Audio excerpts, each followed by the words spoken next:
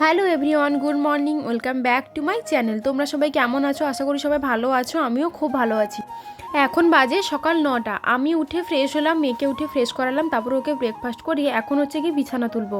কেননা আজকে রোদ একটু বেরিয়েছে সকাল থেকে, সেজন্য ভাবছি বেড কভার এগুলো ধোবো আর মানে ব্ল্যাঙ্কেট, বালিশ, চাদর এগুলো না একটু রোদে দেবো। কেননা শীতকালে হচ্ছে এগুলো রোদে দেওয়া খুবই ভালো, মানে যাতে গন্ধটা কেটে যায় সেজন্য। আর আমার ঘরের জানলাটা একটু কমই খোলা হয়, যেহেতু মেয়ে থাকে, বাচ্চা থাকে, এগুলো একটু বাইরে রোদে গরম করে নেওয়াটাই ভালো।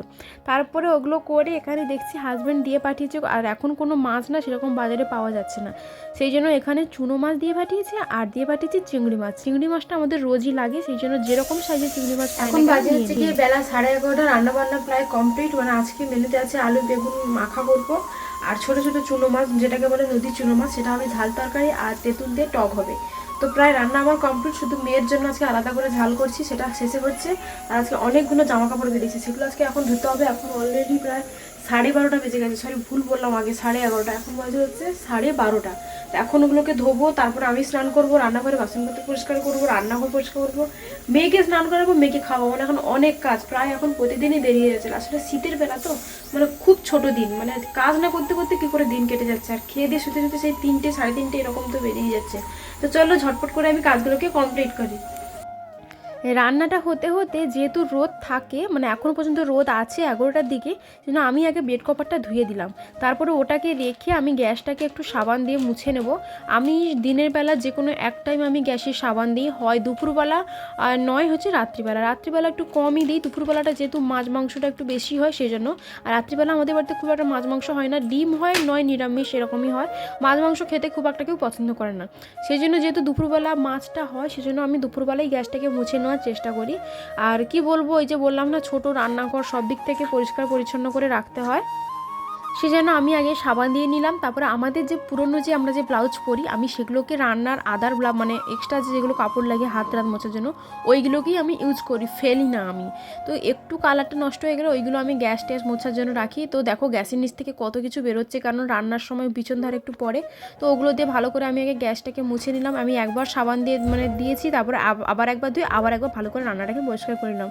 রান্নাঘরটা পরিষ্কার করে নিয়ে এখন আমি যাবো একটু হচ্ছে বাইরে, কেননা এই যে মায়েদের রুমের বালিশ, পাশ বালিশ আর আমাদের দুটো ব্ল্যাঙ্কেট এগুলো রোদে দিয়েছিলাম। মা স্নান করে এসে পুজো দিয়ে এখানটা রোদে বসেছে। শীতকালে মিষ্টি রোদ খেতে কার না ভালো লাগে বলো? আমারও ভালো লাগে, কিন্তু আমি সময় পাই না এখন, কখন কী করবো সেটাই গুলিয়ে ফেলি। আর রোদ খাওয়া তো দূরের কথা।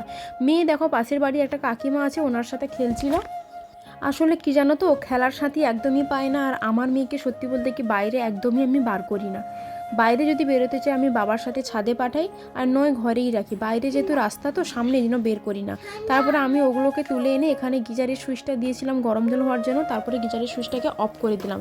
আর এখন মনে পড়েছে যে যেহেতু রোদ হয়েছে সেহেতু জানলাটাকে একটু খুলতে হবে। তারপর বিছানার মধ্যে যে ওয়াল ক্লথটা আমি বিছিয়ে রাখি সেটাকে একটু মুড়ে গেছিলো, মানে আমার মেয়ে তো টেনে অবস্থা খারাপ করেছে, সেটাকে ঠিক করলাম আর জানলাটা খুলে দিলাম।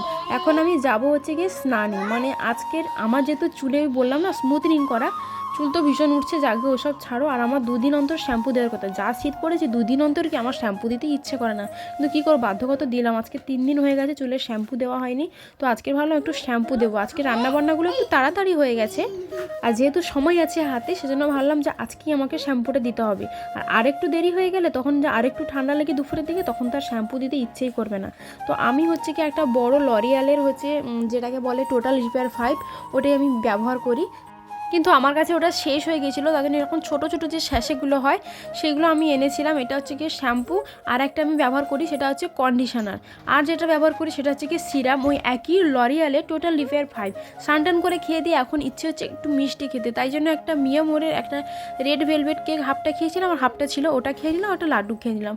সন্ধেবেলা আজকে তাড়াতাড়ি করে মা বললো রুটি করবো, ঠান্ডা পড়েছে তাড়াতাড়ি করে নিই, তার জন্য মা এখানে রুটিটা, মানে অন্যান্য সময় মা একা করে না, তো আমি ভাবলাম আজকে একটু রুটিটা অনেকগুলো হবে, তো আমি হলো আমি একটু সাহায্য করে দিই বলে মা মাখিয়ে করে একটু বেলে দিচ্ছে, আর আমি ওগুলো একটু গ্যাসে ভেজে নিচ্ছি। ওই দিন আর ভিডিও করা হয়নি, আজকের মতো টাটা। প্লিজ চ্যানেল থেকে যাওয়ার আগে সাবস্ক্রাইব করে যেও।